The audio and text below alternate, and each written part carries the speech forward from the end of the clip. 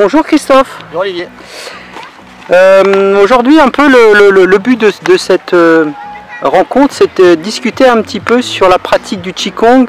Toi en tant que pratiquant, est-ce que tu peux me dire depuis quand tu pratiques le Qigong en fait?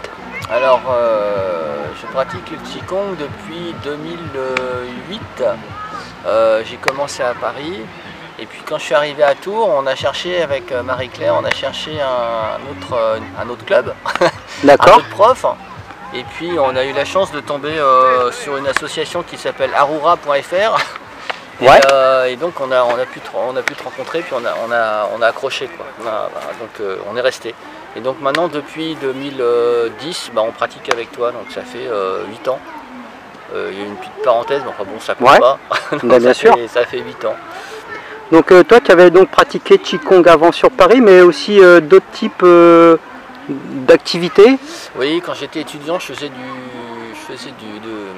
du kendo, c'est ça? Tu m'avais dit, ouais. Ça fait longtemps maintenant, il y a prescription.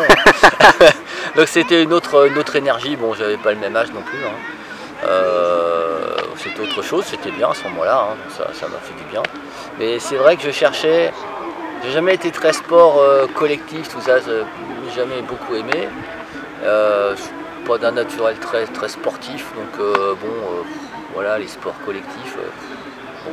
D'accord. Par contre le Qigong, ouais, ça m'a vraiment plu tout de suite. Ça m'a plu tout de suite parce que d'abord c'est pas du sport. D'abord. Je pense que pour moi c'est pas du sport du tout. Mais ça permet d'entretenir le corps et le mental. Donc c'est vraiment très complet, quoi. Donc c'est une pratique qui te sert dans ton quotidien, si j'ai bien compris. Oui, ouais, c'est vrai que ça me sert dans le quotidien. Disons que je pense un peu plus à faire attention à la posture dans le quotidien. Parfois quand on est en posture statique, ça me fait tout de suite penser à la position de l'arbre. Donc j'aurais tendance à m'y mettre assez spontanément, ou en position Wuji, vraiment la position de démarrage en fait. Chercher tout de suite une forme de rectitude. Voilà, donc ça c'est plutôt pas mal. Et puis sinon dans le quotidien, aussi penser à respirer. J'y pense pas toujours, mais c'est quand même là. Donc comme on pratique régulièrement, ça finit par rentrer. Puis j'y pense quasiment tous les jours. Depuis qu'on vit dans un immeuble, on a un ascenseur qui dit ouverture des portes.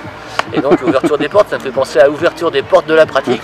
Donc excellent. Voilà. Et donc à chaque fois, donc c'est tous les jours. J'entends ouverture des portes, donc tous les jours je pense au Qigong.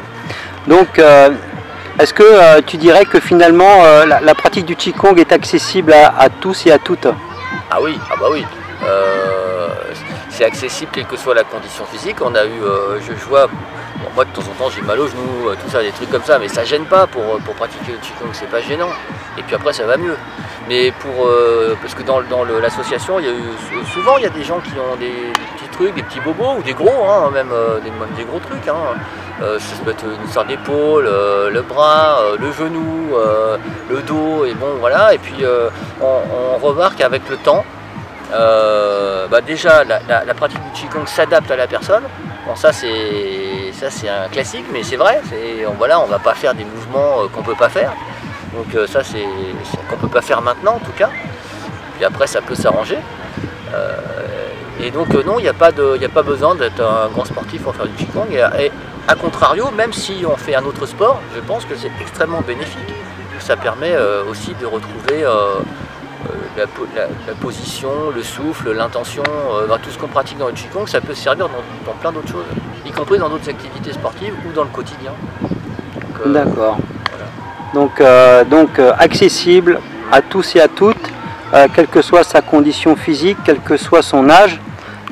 Puisque effectivement le Qigong c'est l'entretien de santé, voilà, à tout âge de la vie, et que justement ça peut être une aide précieuse afin de prendre sa vie en main, sa santé en main.